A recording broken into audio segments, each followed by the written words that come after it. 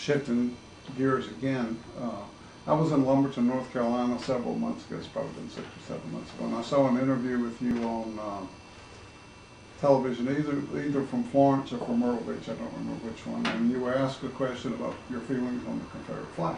Yes. Your answer to that question was, I believe there are people in this state that are passionate about the flag being there. There are people in this state that are passionate about the flag not being there, right. And they just need to get together and work it out. We'd like to know what your position is on the Confederate flag. You know, I feel like it's been resolved to the best of its ability. I mean, I wasn't here when they actually went through and did the negotiations. I understand that it was brutal, but I think that they came up with the best solution we're going to hope for. You know, what people need to, what I tend to look at as the practical side of the matter is, you know, you had it takes 2/3 of the House and 2/3 of the Senate to change that. That's not going to happen. I think right now, the Confederate flag where it is where the legislature is comfortable with it. I think that, you know, there was a compromise among the state on where it should be, and so it's not something I see as a priority right now. I think right now we need to be focusing on jobs and our economy and our education. You know, for those groups that come in and say they have issues with the Confederate flag, I will work to talk to them about it. I will work and talk to them about the heritage and how this is not something that is racist. This is something that is a tradition that people feel proud of, and let them know that we want their business in this state, and that the flag where it is was a compromise of all people that everybody should accept as part of South Carolina. Would you support a Confederate History Month in this state? I mean, yes, it's part of a traditional, you know, it's part of tradition. And so when you look at that, if you have the same as you have Black History Month and you have Confederate History Month and all of those, as long as it's done where it is in a positive way and not in a negative way, and it doesn't go to harm anyone, and it goes back to where it focuses on the traditions of the people that are wanting to celebrate it, then I think it's fine. What's your belief about the reason the Civil War was fought?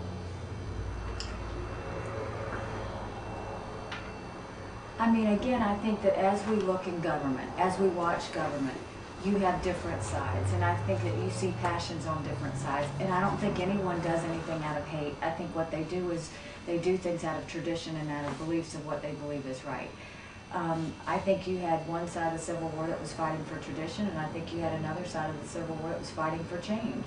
You know, at the end of the day, what I think we need to remember is that, you know, everyone is supposed to have their rights. Everyone's supposed to be free. Everyone's supposed to have the same freedoms as anyone else. So, you know, I think it was tradition versus change is the way I see it. Tradition versus change on what? On individual rights and liberty of people. Actually, I just want to throw in something here. That probably is why the country is in the terrible condition it's in today. The Constitution ceased to be enforced when President Lincoln decided to invade the South. And until that time, secession was taught everywhere, including Annapolis and West Point, as being legal. And had the North not been using very high tariffs to raise money for themselves at the expense of the agricultural economy of the South, there would have been no war. The war was not fought under slavery. Lincoln said, if I had to free one slave to keep the Union together, I would fight. If I kept all the slaves in slavery, I would fight. If I freed half the slaves and kept the others in slavery, I would fight only to preserve the Union. And he admitted the war was not against slavery. Of course, there would have been no slavery by the time you reached approximately 1890. And there were other agricultural developments that made slavery very, very unprofitable. It It was simply a matter of the Union at that time, Mr. Lincoln's minority government, trying to do away with the actual meaning of the Constitution that started the war. Well, and I think that for me, you know, what I continue to remember is that, you know, we also know that our Creator endowed the rights of everyone having, you know, life, liberty, and pursuit of happiness. And so when I look at it that way, I look at that's still what needs to be, what guides everybody is that we make sure that we keep those three things in check. If I may inject something here, are you familiar with the Emancipation Proclamation that Lincoln issued? Tom, yes. Okay. And are you aware of the fact that that was supposed to be such a great document that would free the slaves?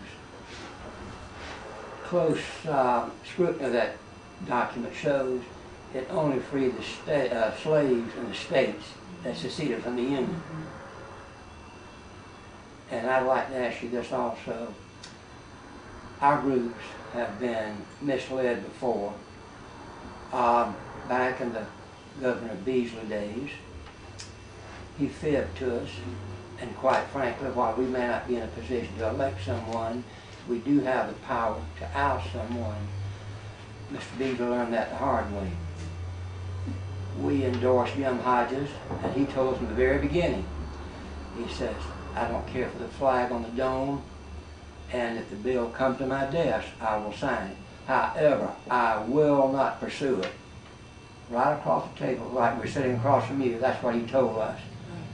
It was not probably 30 days after he got in office, he changed his mind. Of course, Mr. Hodges became a one-term governor also. And we also remember your friend Mr. Rick Quinn. He also gave us the same line, and he went against us, and so he was ousted. So what I think I'm asking you, if this comes up, and it will come up again, we can assure you, all of us have probably been here maybe longer than you are old. What kind of pressure would you succumb to, and these powers that be start putting pressure on you? Would you change your mind other than what you just stated a few moments ago? On the Confederate flag? Yes. No, I would not. You would not. Because this was not a compromise that everyone talks about. Our side lost, and we made no reservations about it. We got a little flag on the State House grounds. That was not a compromise. The other side got a big gaudy monument on the State House ground. They got the flags out of both chambers of the House. Can't remember what else they did, but anyway, we lost. No, We and wanna I've make been real public for years that this is something, I mean, whether it's been in debates or anything else, I've been very public that this compromise was made, it was settled, and it has been put away. And that I don't have any intentions of bringing it back up or making it an There issue will during be my pressure term. to do it. Did you read the paper yet this I morning? mean, there's been pressure for years. You know, my Yes. 6 years in office, there's been pressure. And, you know, what you have to do is remember what are the priorities of the state. For me, I'm an accountant and a small business person that wants our economy to be focused on jobs and wants us to focus on making sure that we have strong, competitive business environment, to make sure that we have a strong education system, to make sure that we have a good quality of life. I will not allow us to be distracted by anything that doesn't focus on those three things. Then you would frown the so-called boycott that Lonnie and his loonies are trying to exploit since 2000. I mean, I think I'm the perfect person to deal with the boycott because as a minority female, I'm going to go and talk to them. And I'm going to go and let them know that every state has their traditions and every state has certain things that they hold as part of their heritage. But we